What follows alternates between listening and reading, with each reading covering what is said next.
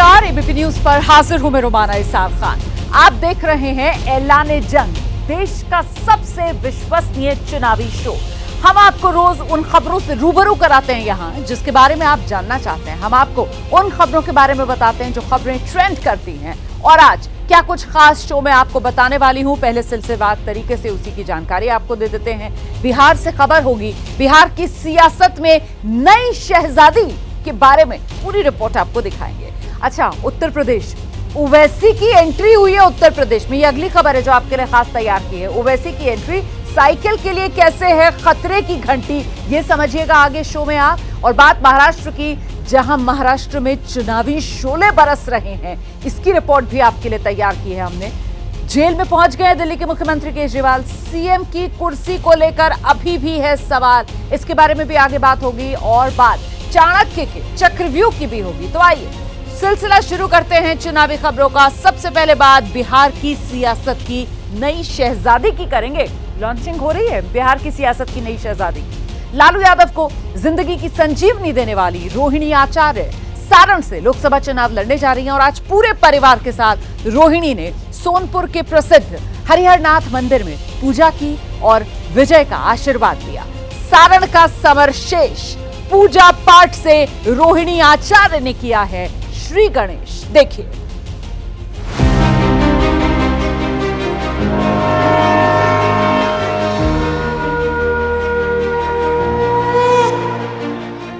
तस्वीरें बिहार के मशहूर हरिहरनाथ मंदिर की हैं।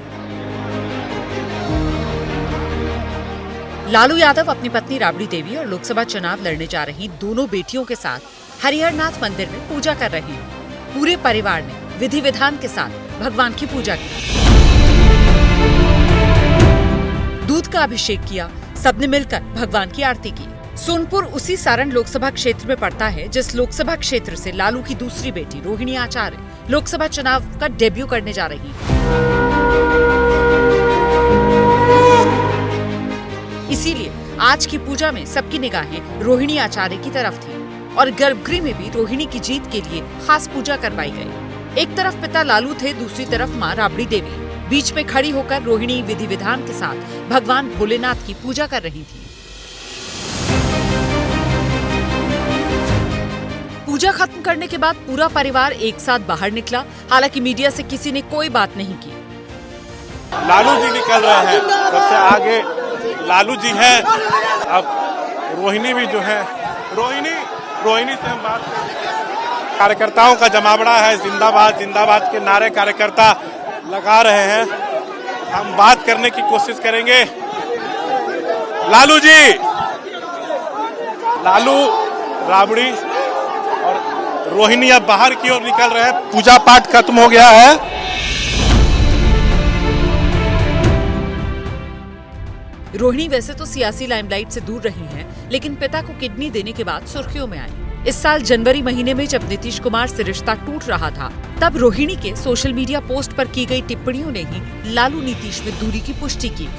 फिलहाल रोहिणी के पिता लालू पार्टी के अध्यक्ष हैं, मां राबड़ी देवी विधान परिषद में नेता विपक्ष हैं, भाई तेजस्वी विधानसभा में नेता विपक्ष हैं, भाई तेज प्रताप यादव आरजेडी के विधायक हैं, बहन मीसा भारती राज्यसभा की सांसद हैं। 3 मार्च को पटना की रैली में लालू यादव की दूसरी बेटी रोहिणी आचार्य गांधी मैदान के मंच पर नजर आई।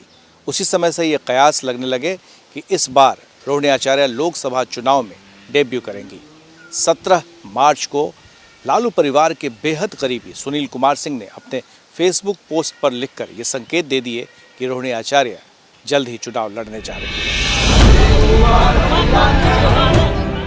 और आज पूरा परिवार रोहिणी के साथ सारण के हरिहरनाथ मंदिर में पूजा के लिए पहुंच गया।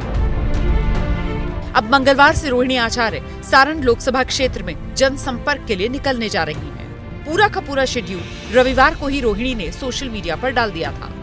1977 में लालू पहली बार सारण से ही लोकसभा का चुनाव लड़े थे और जीतकर सांसद भी बने। तब इस सीट का नाम छपरा हुआ करता था।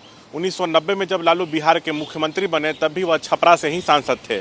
अभी यह सीट बीजेपी के पास है और राजीव प्रताप रूडी सांसद हैं। सारण लोकसभा में विधानसभा की 6 सीटें हैं। इनमें से 3 पर आरजेडी और 3 पर बीजेपी का कब्जा है। 2019 के लोकसभा चुनाव नतीजों की बात करें तो बीजेपी को 4,99,000 वोट मिले थे, जबकि आरजेडी को यहां 3,60,000 वोट मिले थे। बेटी रोहिणी के जरिए लालू की कोशिश अपनी इस पुरानी सीट पर बीजेपी को मात देने की है। सारण लोकसभा क्षेत्र में राजपूत और यादव वोटर अच्छी संख्या में है। बीजेपी ने राजीव प्रताप रूडी को फिर से उम्मीदवार बनाया है। 2009 में लालू यादव आखिरी बार इस सीट से चुनाव जीते थे। वहीं 2014 में राबड़ी देवी को इस सीट से उम्मीदवार बनाया, लेकिन बीजेपी के राजीव प्रताप रूडी ने उन्हें हरा दिया था। इसके बाद लोकसभा चुनाव में चंद्रिका राय, जो लालू यादव के समधी हैं, वो लड़े थे, लेकिन वो भी हार गए। एबीपी न्यूज के रिपोर्टर शशांक सारण लोकसभा क्षेत्र में पड़ने वाले परसा पहुंचे। यहाँ शशांक ने स्थानीय लोगों से बात की और जाना कि रोहिणी के मैदान में उतरने से क्या असर हो सकता है। आरजेडी से रोहिणी आचार्य, जो लालू की बेटी हैं, वो चुनाव लड़ेंगी। अभी अपने माता पिता के साथ आई थी और हरिहरनाथ मंदिर में पूजा अर्चना भी की है। किसका पलड़ा भारी लग रहा है? अभी तो हम लोग को देखने से रोहिणी आचार्य का ही पलड़ा भारी है। हम लोग रोहिणी आचार्य को भारी मतों से जिताएंगे और वही रोहिणी को हम लोग जिताएंगे।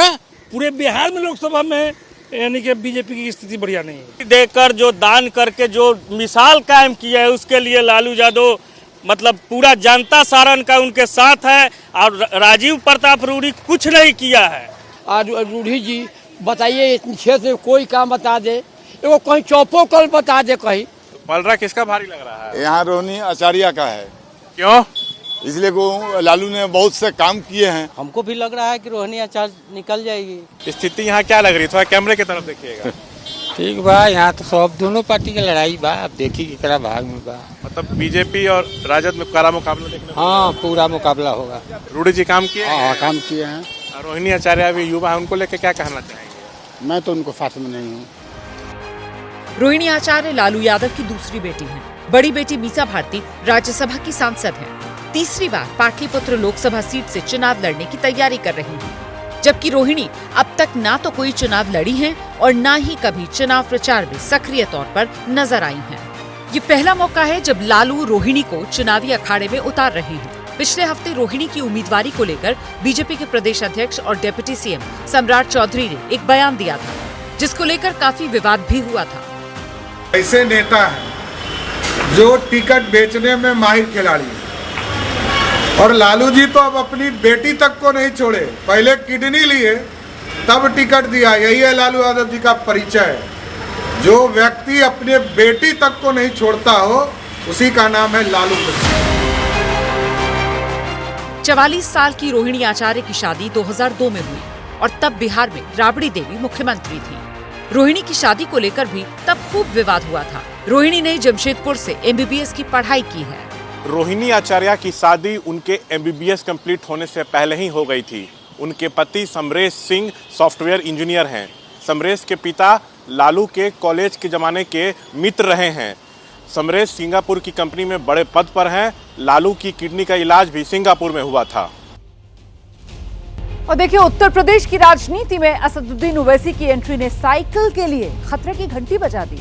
ओवैसी ने अखिलेश की पार्टी से विधायक पल्लवी पटेल के साथ मिलकर नया गठबंधन बना लिया है और ये गठबंधन प्रदेश की सियासी पिक्चर में इंडिया गठबंधन का खेल खराब कर सकता है।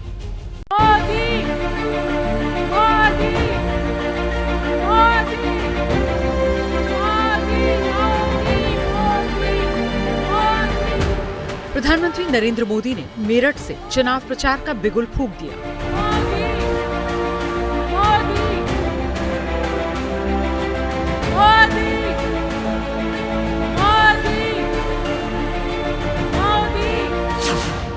रविवार को एक तरफ मोदी एनडीए उम्मीदवारों को जिताने की अपील कर रहे थे और दूसरी ओर विपक्षी गठबंधन में एक नई सेंध लग रही थी। रविवार को लखनऊ में एआईएमआईएम प्रमुख असदुद्दीन ओवैसी ने अपना दल कमेरावादी यानी पल्लवी पटेल के साथ मिलकर नया मोर्चा बनाने का ऐलान किया।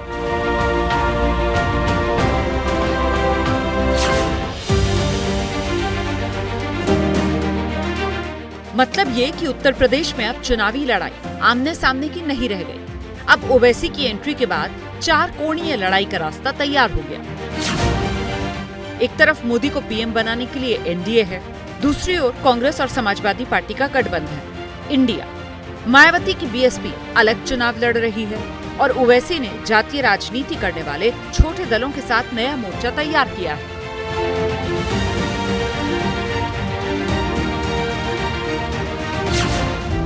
अब इस लड़ाई में सबसे ज्यादा फायदा बीजेपी को है, क्योंकि उत्तर प्रदेश में विपक्ष एकजुट नहीं है। अपना दल सबसे ज्यादा दूरी तक समाजवादी पार्टी के साथ चलने की मुहिम को लेकर के साथ चला था और अचानक से आप सभी ने देखा कि एक प्रेस कॉन्फ्रेंस के माध्यम से हमको भी पता चला कि हम गठबंधन में थे ही नहीं। तो ऐसे में क्या करते? ऐसे में हमको रास्ता दिखा पीडीएम और हमने जन भावना को ध्यान में रखते हुए उसको अपनाया। सबसे ज्यादा जो सामाजिक समुदाय हैं जिनका शोषण हो रहा है, दमन हो रहा है, वो पिछड़े समाज की कुछ जातियां हैं, दलित हैं और मुसलमान हैं। ओवैसी और पल्लवी पटेल का गठबंधन क्या सियासी गुल खिलाएगा ये तो नहीं पता, लेकिन ओवैसी की एंट्री से मुस्लिम बहुल सीटों पर समाजवादी पार्टी का गणित गड़बड़ा जरूर सकता है। मुरादाबाद में आपके पार्टी का लोकसभा का लीडर है एसटी हसन, निहायती शरीफ आदमी। आप दो लोगों को टिकट देते हैं, उनके ऊपर बदतमीजी करते हैं, बेइज्जती करते हैं उनकी। आप अखिलेश यादव जो है 2014 का लोकसभा चुनाव हारते हैं, 17 का विधानसभा का चुनाव हारते हैं, 19 का लोकसभा हारते हैं, 22 का विधानसभा का चुनाव हारते हैं। भाई आप 4 चुनाव हार रहे हैं और कभी आपको आईने में अपनी सूरत नहीं दिखाई देती। आपको दिखता है चेहरा असदुद्दीन ओवैसी का। ओवैसी ने जिन एसटी हसन के नाम को आगे कर अखिलेश पर हमला बोलना शुरू किया, उनका पूरा मामला क्या है, जरा ये समझिए। मुरादाबाद सीट पर समाजवादी पार्टी ने अपने सिटिंग मुस्लिम सांसद एसटी हसन का टिकट काट करके पहली बार एक हिंदू उम्मीदवार उतारा है। वहां पर मुसलमानों की आबादी करीब 48% है। इधर समाजवादी पार्टी ने एसटी हसन का टिकट काटा तो वहां पर ओवैसी की पार्टी ने भी अपने उम्मीदवार उतार दिए। अब पीडीएम यानी पिछड़ा, दलित और मुसलमानों के गठबंधन के जरिए ओवैसी पल्लवी पटेल के साथ मिलकर कई सीटों पर इंडिया गठबंधन का खेल खराब कर सकते हैं। वैसे कांग्रेस कह रही है ओवैसी मुसलमानों के ठेकेदार नहीं है। ओवैसी साहब जो हैं, जहां की पार्टी है तेलंगाना की, वहां एक सीट पर चुनाव लड़ते हैं और भाजपा के कहने से पूरे देश में अलग अलग जगह पे कूद करके जहां पर भी भाजपा विरोधी ताकतें का नुकसान कर सकते हैं वो आकर के करते हैं। जनता इस चीज को अच्छे तरीके से समझती है। उनको गलतफहमी है कि वो मुसलमानों के ठेकेदार हैं। ओवैसी साहब, आप मुसलमानों के ठेकेदार नहीं हैं। आप भारतीय जनता पार्टी की बी टीम के अलावा कुछ नहीं हैं। उत्तर प्रदेश में कुल 19% मुस्लिम वोटर हैं। पश्चिमी यूपी में मुसलमानों की संख्या 26% है। उत्तर प्रदेश में 30% से ज्यादा मुस्लिम आबादी वाली 21 सीटें हैं। 2014 और 2019 के चुनाव में मुसलमानों का सबसे ज्यादा वोट समाजवादी पार्टी और उसके गठबंधन को मिला था, लेकिन इस बार बीएसपी से लेकर ओवैसी तक मुसलमानों के वोट पाने के लिए मैदान में हैं। उत्तर प्रदेश में कांग्रेस पार्टी के अध्यक्ष अजय राय ने मुख्तार अंसारी की मौत पर पहली बार अपनी चुप्पी तोड़ी है। अजय राय कह रहे हैं कि परिवार की तरफ से जेल प्रशासन पर जो आरोप लगाया गया, मतलब जो परिवार कह रहा है कि साहब जेल में मुख्तार अंसारी को जहर दिया जा रहा था, उन तमाम आरोपों की जांच होनी चाहिए, ये मांग अजय राय कर रहे हैं। यूपी कांग्रेस के अध्यक्ष अजय राय हमारे साथ हैं।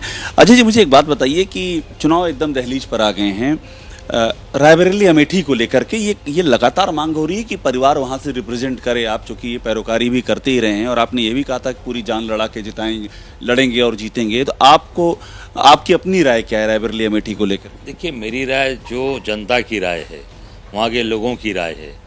आप देख सकते हैं दीपक सिंह जी वहाँ के एक्स MLC बैठे हैं हमारे, और जो कि उस परिवार से भी जुड़े हैं और वहाँ के रहने वाले हैं। अभी आप देखिएगा जो भी समस्याएं वहाँ की रही हैं, चाहे वो अमेठी हो चाहे रायबरेली हो, पूरी तरीके से, जैसे अमेठी में पिछली बार चुनाव जीती स्मृति ईरानी, उन्होंने क्या बोला, कहा कि भैया 13 रुपये किलो चीनी लो, कमल का बटन दबाओ, भाजपा को जिताओ और यहाँ पे 13 रुपये किलो चीनी ले लो। ये क्या झूठ बोला जनता से? रिकॉर्ड में है, ये नहीं है, अमेठी के लोग पूछ लीजिए, जनता से झूठ बोला। तो ये मैं समझता हूँ कि जनता ऊब चुकी है इनके झूठे वादे, और नौकरी के नाम पर, तमाम विकास के नाम पर कुछ नहीं हुआ। तो जनता की डिमांड है कि नहीं, वहाँ से गांधी परिवार आवे और राहुल जी लड़ें, उनके परिवार के लोग लड़ें।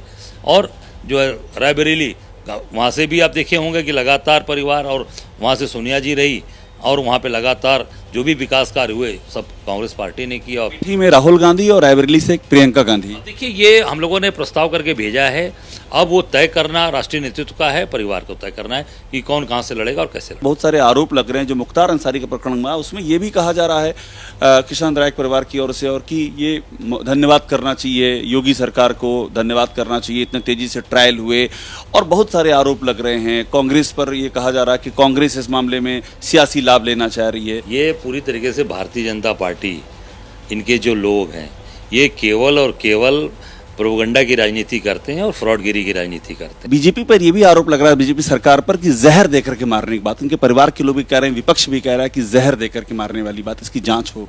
नहीं, निश्चित तौर से जो आरोप लग रहा है छोटा आरोप नहीं है, बहुत बड़ा आरोप है। मैं समझता हूं कि इसकी जांच करानी चाहिए और पूरी तरीके से इसमें, क्योंकि कई ब्यूरोक्रेट्स के भी उसमें जो सीनियर लोग हैं, एक मैं किसी डीजीपी का बयान पढ़ रहा था, सुन रहा था, सुलखान सिंह जी का आया था, और वो पुलिस के बड़े अधिकारी रहे हैं। जहाँ तक मेरी जानकारी है शायद जेल के भी अधिकारी वो रहे हैं, जेल के भी डीजी रहे हैं और डीजीपी पुलिस रहे हैं। तो निश्चित तौर से इसकी गहराई तक, गहनता तक इसकी जांच करानी चाहिए। शराब घोटाले में घिरे दिल्ली के मुख्यमंत्री अरविंद केजरीवाल को 15 अप्रैल तक तिहाड़ जेल भेज दिया गया है न्यायिक हिरासत में। सवाल ये, क्या दिल्ली की सरकार अब तिहाड़ से चलेगी? क्योंकि ईडी ने दावा ये किया है कि शराब घोटाले का एक आरोपी विजय नायर सीधा मंत्री आतिशी और सौरभ भारद्वाज को रिपोर्ट करता था। ये खुलासा खुद अरविंद केजरीवाल ने किया है। बीजेपी अब इसी बहाने इन दोनों मंत्रियों को भी घेर रही है। पता तिहाड़ जेल नंबर 2। जी हां, दिल्ली के मुख्यमंत्री अरविंद केजरीवाल का अब ये नया ठिकाना है। करीब 11 दिन की ईडी की हिरासत में रहने के बाद आज केजरीवाल फिर से राउज एवेन्यू कोर्ट में नजर आए और प्रधानमंत्री पर तीखा हमला किया। पूरा गठबंधन के आपके लिए जुटा कुछ कहना चाहेंगे? देश के लिए अच्छा नहीं है। दिल्ली के सीएम अरविंद केजरीवाल को 15 दिनों की न्यायिक हिरासत में तिहाड़ जेल भेज दिया है। इससे पहले ईडी ने कोर्ट में दलीलें दी कि दिल्ली में शराब नीति को लागू करने में भ्रष्टाचार हुआ है, जिसमें सीएम केजरीवाल ही मुख्य साजिश करता है, जो अब जांच में सहयोग नहीं कर रहे, सवालों के गोलमोल जवाब दे रहे हैं, जांच को भटकाने की कोशिश हो रही है, यहां तक कि अपने आईफोन का पासवर्ड भी नहीं दे रहे, जिससे जांच आगे बढ़ाई जा सके। हालांकि ईडी के आरोपों को केजरीवाल ने बेबुनियाद बताया। 11 दिन उनकी पूछताछ हुई है, पूछताछ पूरी हो गई है, अदालत ने दोषी नहीं कहा, उनको जेल में क्यों डाला है? इन लोगों का एक ही मकसद है, इनको चुनावों में उनको जेल में डालना है। देश की जनता इस तानाशाही का जवाब देगी। इस बीच पहली बार शराब घोटाले में दिल्ली के 2 मंत्रियों का जिक्र भी हुआ है। ईडी की तरफ से कोर्ट में पेश हुए एएसजी एसवी राजू ने दावा किया कि सीएम केजरीवाल ने बताया कि शराब घोटाले का आरोपी विजय नायर उन्हें नहीं बल्कि आतिशी और सौरभ भारद्वाज को रिपोर्ट करता था, जिस पर अब बीजेपी हमलावर है। इस प्रकार की मीडिया में रिपोर्ट आई है कि केजरीवाल जी ने वहां नाम लिया है कि मुख्य आरोपी विजय नायर आतिशी और सौरभ भारद्वाज को रिपोर्ट करते थे। महोदय, अब मैं ये कहना चाहूंगा, तो समझना बड़ा मुश्किल है कि भाई शराब का घोटाला तो था, जिसको देखो वही आज यहां मदहोश है। अब यहां किसने है पी और किसने है पिलाई, ये तो समझना बड़ा मुश्किल हो रहा है भाई। आपको बता दें कि विजय नायर एक इवेंट कंपनी का सीईओ था। फिलहाल घोटाले के आरोप में जेल में बंद है और सरकारी गवाह बना हुआ है।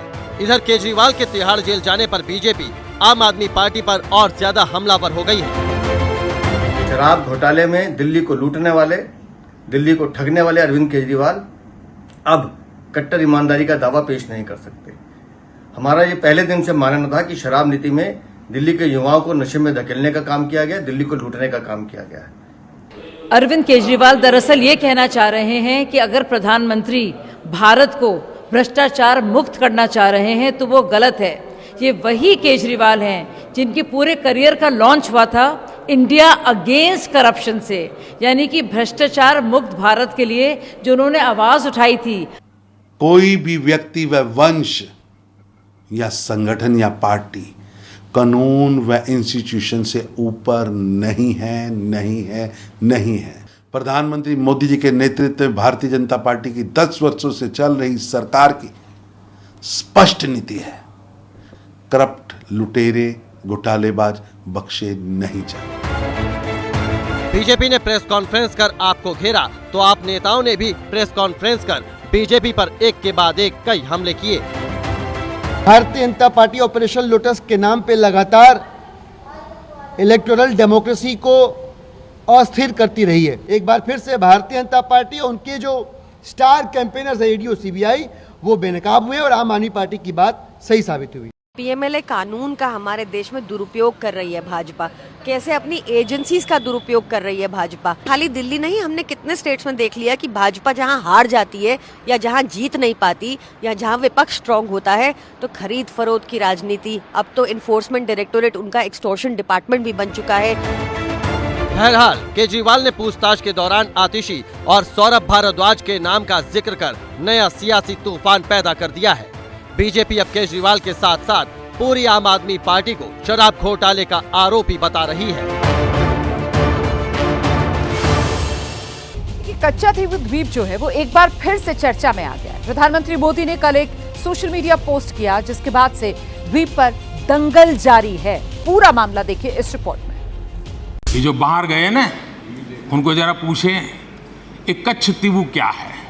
ये डीएमके वाले, उनकी सरकार, उनके मुख्यमंत्री मुझे चिट्ठी लिखते हैं, मोदी जी कच्छ द्वीप वापस ले आइए। तमिलनाडु से आगे श्रीलंका के पहले एक टापू किसने किसी दूसरे देश को दे दिया था। कौन था उस समय? श्रीमती इंदिरा गांधी के नेतृत्व में हुआ था।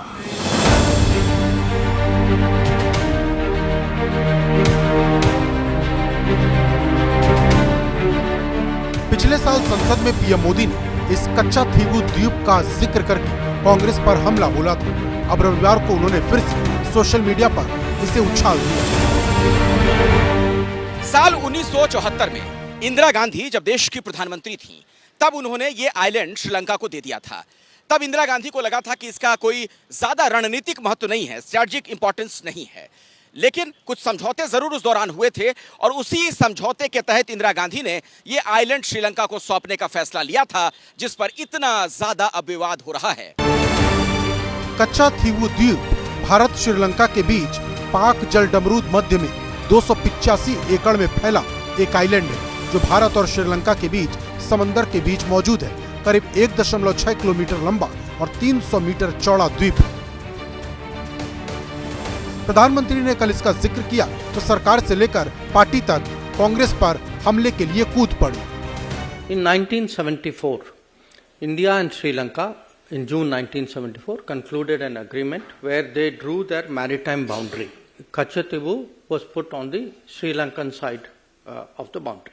The island was also given away in 1974 and the fishing rights were also given away in 76. गृह मंत्री अमित शाह ने भी सोशल मीडिया पर पोस्ट करके निशाना साधा। इस द्वीप पर केवल एक चर्च है जो 20वीं सदी में अंग्रेजों ने बनवाया था। इस द्वीप से तमिल ईसाइयों का भावनात्मक लगाव है। ये मुद्दा सियासी बन सकता है, भावनात्मक लगाव अगर और ज्यादा बढ़ता जाता है तो। और समझिए जरा सियासी तौर पर इसका कितना अधिक महत्व है। एम करुणानिधि से लेकर जयललिता तक ने इस समझौते का विरोध किया था और अभी जो तमिलनाडु के मुख्यमंत्री हैं स्टालिन, उन्होंने भी प्रधानमंत्री मोदी को बाकायदा चिट्ठी लिखकर यह बात कही थी कि इस बारे में श्रीलंका से बात की जानी चाहिए। और अभी तो सियासी मौका है ही, लोकसभा का चुनाव है, तो जाहिर तौर पर आप समझ सकते हैं कि यह मुद्दा कहां तक जा सकता है। भारतीय तट से ये आइलैंड 33 किलोमीटर दूर है जो कि रामेश्वरम के उत्तर पूर्व में मौजूद है। वहीं श्रीलंका के जाफना से इसकी दूरी करीब 62 किलोमीटर है। कांग्रेस कह रही कि ध्यान भटकाने के लिए इसका जिक्र किया गया है। is alleging that it was the Indira Gandhi who had given the land of Kachchadip island. These are same diversionary tactics. Tamil Nadu BJP के अध्यक्ष अन्नामलाई ने आरटीआई लगाई थी, जिसके जवाब के सहारे चुनाव से ठीक पहले इस मुद्दे को गरमाया गया है।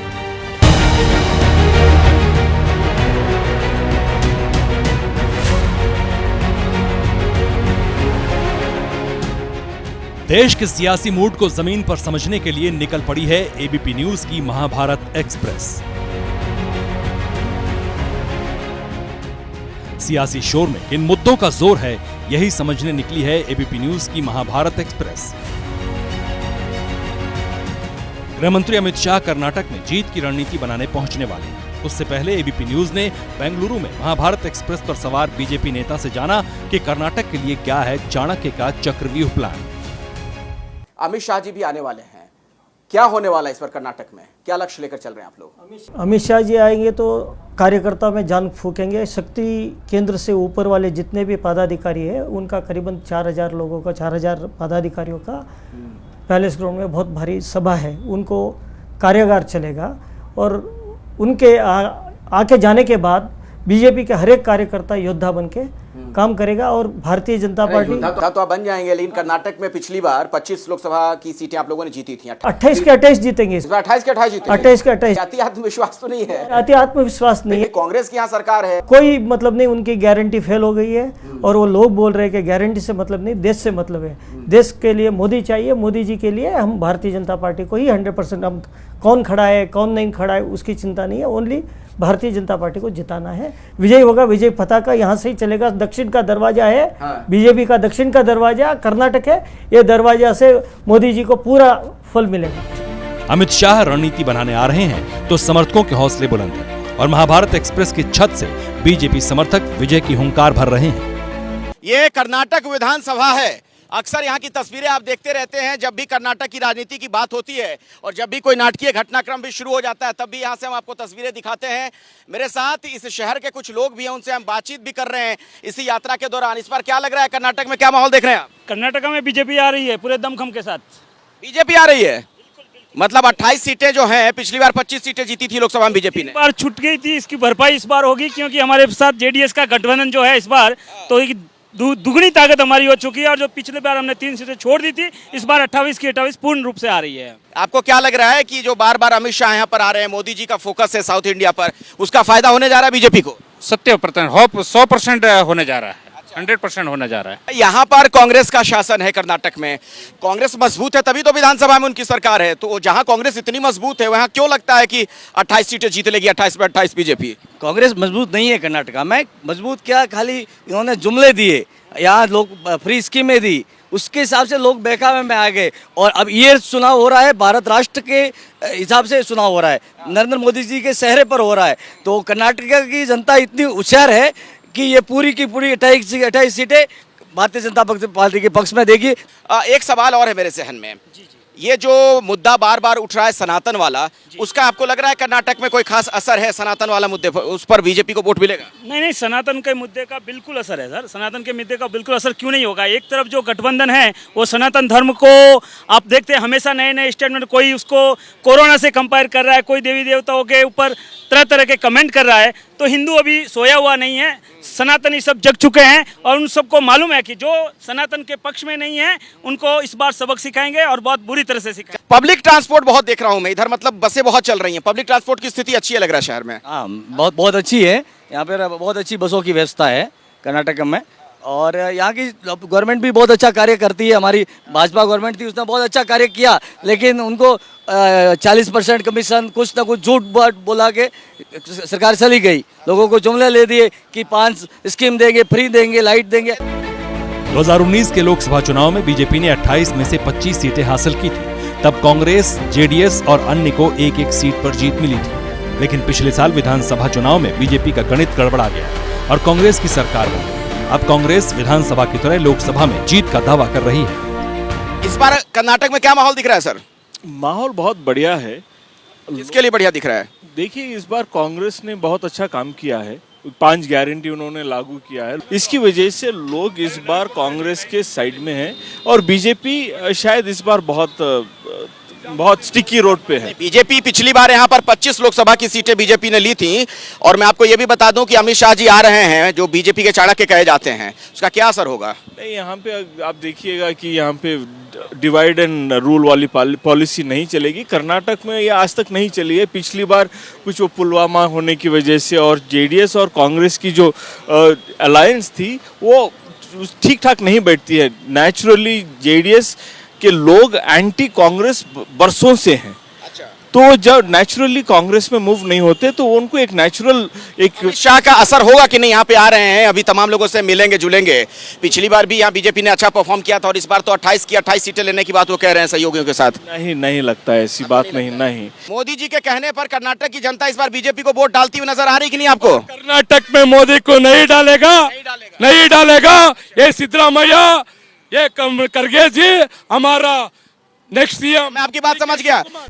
इस महाभारत एक्सप्रेस के जरिए एबीपी न्यूज जमीनी मुद्दों की सियासी धमक समझने निकला है। बेंगलुरु में क्या मूड है वो देखिए। आप देख रहे हैं मेरे पीछे ये कर्नाटक विधानसभा, आप देख सकते हैं बहुत सारे लोग यहाँ पर घूमते फिरते मुझे दिख गए, बहुत सारे यूथ भी हैं। इधर आइए, आप लोग कहाँ जा रहे हैं? जरा 2 मिनट के लिए अपनी बात रख के जाइए। इस बार पॉलिटिक्स में क्या होने वाला है? इस बार मोदी जी का असर दिख रहा है कर्नाटक में? बहुत दिख रहा है। मोदी जी विन होना चाहिए, वो हमको बहुत पसंद है, वो बहुत बहुत पसंद है आपको। इधर आइए, आप भी इधर आइए। आइए, अभी आप अपनी बात एक लाइन में अपनी बात रख के जाइए। ठीक है, क्या तो वो कितना कुछ किया है ना, वो मोदी जी आना चाहिए इस बार। हाँ, हमको मोदी जी आना चाहिए। मोदी जी आई तो थोड़ा देश सुरक्ष से रहेगा। और राम मंदिर करने में बहुत मेहनत किया है, वो रहे तो बहुत देश में सुरक्षा होगी। चुनाव में क्या होगा इस बार? लगता तो है बीजेपी ही आएंगे और मोदी जी बनेंगे फिर से एक बार। हाँ, और अब की बार अब की बार 400 पार। आप लोग बीजेपी की लगता है एकदम हार्डकोर सपोर्टर हैं। हाँ, जो भी आए वो हमारे देश का विकास 400 पार कह रही हैं, इसका मतलब दिल से मोदी वाला मामला है ना? मम्मी हार्डकोर मोदी सपोर्टर हैं? हाँ। माता जी आप कहाँ से हैं? हमें कोपड़ा। अच्छा, क्या लग रहा है इस बार लोकसभा चुनाव में क्या होगा? किसकी सरकार बनेगी? मोदी जी। अच्छा, और आप लोग यहीं के रहने वाले हैं? हम कर्नाटक से आया, मोदी आना। कर्नाटक में क्या माहौल है? मोदी जी। कांग्रेस को मात देने के लिए बीजेपी ने जेडीएस से गठबंधन किया है। उधर दोनों दल साथ मिलकर चुनाव लड़ रहे हैं।